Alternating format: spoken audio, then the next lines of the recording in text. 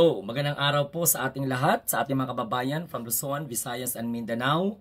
Kung kayo ay bago sa ating Munting Tinig channel, huwag kalimutan mag-share, mag-like, and subscribe. And please don't forget to click the notification bell para updated kayo every time na magkakaroon po tayo ng live streaming or pag-upload ng mga mahalagang video.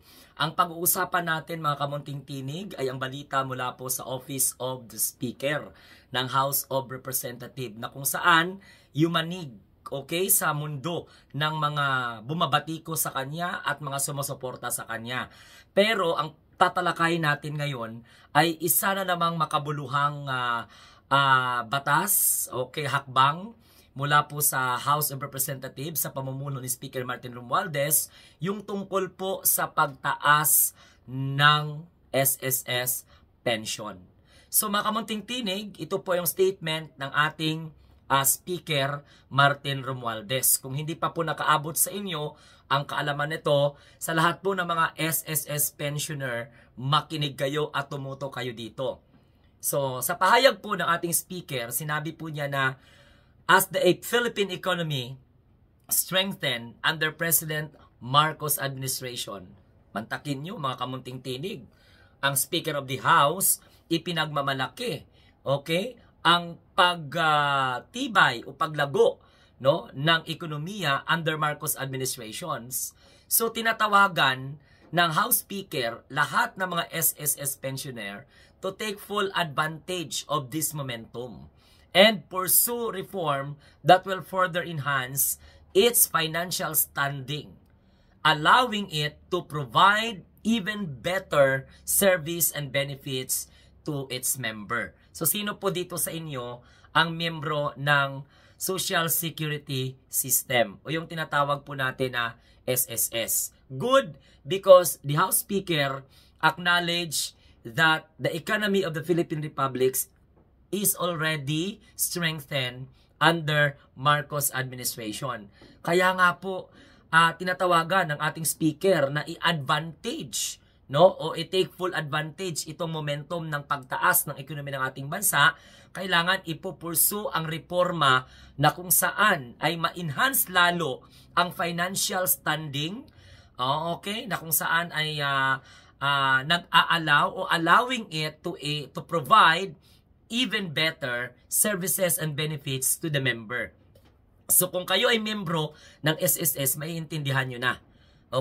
Sapagkat ang vision po ng bagong Pilipinas under Marcos administration, nag-ugat po ayon kay Speaker Martin Romualdez sa pagsisigurado na lahat or bawat Pilipino, makita at maramdaman ang pagbabalik, ng mga contribution sa ating bansa through responsive, efficient, and dignified public service. Kasi ang mga Pilipino, nakakapag-contribute man din. Nakapag-contribute ng serbisyo, nakapag-contribute kung paano po lumago ang ating ekonomiya sa bagong Pilipinas. Yan ang paniwala ng ating speaker. So, dahil po ganon, naisip na dapat ibalik ang efficient and dignified public service na hindi nilulustay ang pera ng taong bayan. So, despite of accusations against the House Representative as an institution, may personal pa na attack. So, ito po ang sinabi ng ating speaker na kailangan ibalik sa tao. Maramdaman at makita ng tao ang tinatawag na efficient and dignified public service. So, yung pension hike is a concrete steps in that direction. So, maibabalik po ang serbisyo sa taong bayan. Yung i-response mo ba? Kung baga, sagutin mo ano ang katanungan ng tao.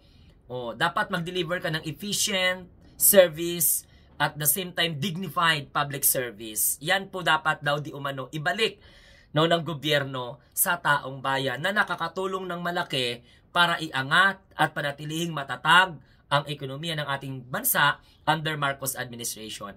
Isa sa mga nakita ng speaker para maramdaman ng tao, makita ng tao ang pagbabalik, ang pagtugon no, sa mga pangailangan ng mga mamamayan ng gobyerno sa pamamagitan po ng efficient and excellent, dignified public service, iangat o itaas ang kanilang mga pension. So ito, this pension hike is what we call a concrete steps, konkretong hakbang in that direction. At yan po ang sinabi ng ating mahal na speaker. Ngayon, sa Social Security System or SSS, 3-year increase in pension for its 3.8 million members or pensioners without raising contribution. Asa ka pa dyan from the members. So, ibig sabihin, para maibalik, maipakita, mararamdaman, makita ng taong bayan na tinutugunan ng gobyerno ang pangailangan ng bawat isa, lalong-lalo ng mga miyembro, magkakaroon ng effective and efficient public service, maranasan po nila yon, tinaasan po ang pension ng SSS members without increasing the contribution. So, nakikita po dito mga kamunting tinig, halimbawa sa retirement and disability ng mga pensioner, 10% ng kanilang annual increase in their monthly income or monthly pension. Wow! So, kayo na po mag-compute kung halimbawa magkano po ang natanggap po ninyo na pension.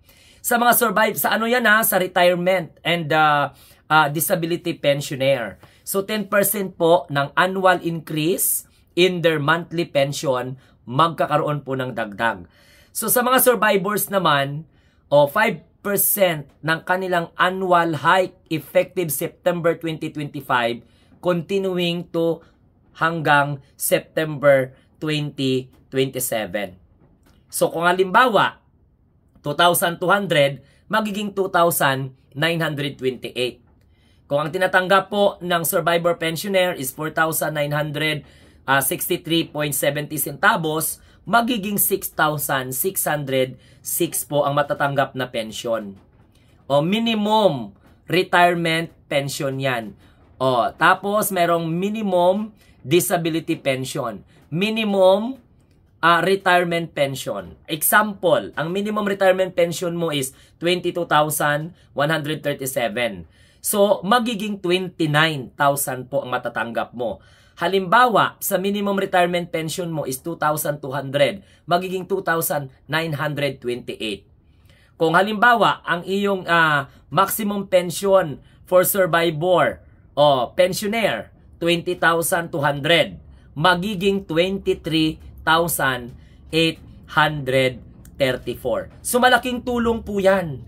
Nakakaganda kasi nga alam mo kung bakit kapag magtulungan ang executive at saka ang House of Representative, madali po matugunan itong ganito.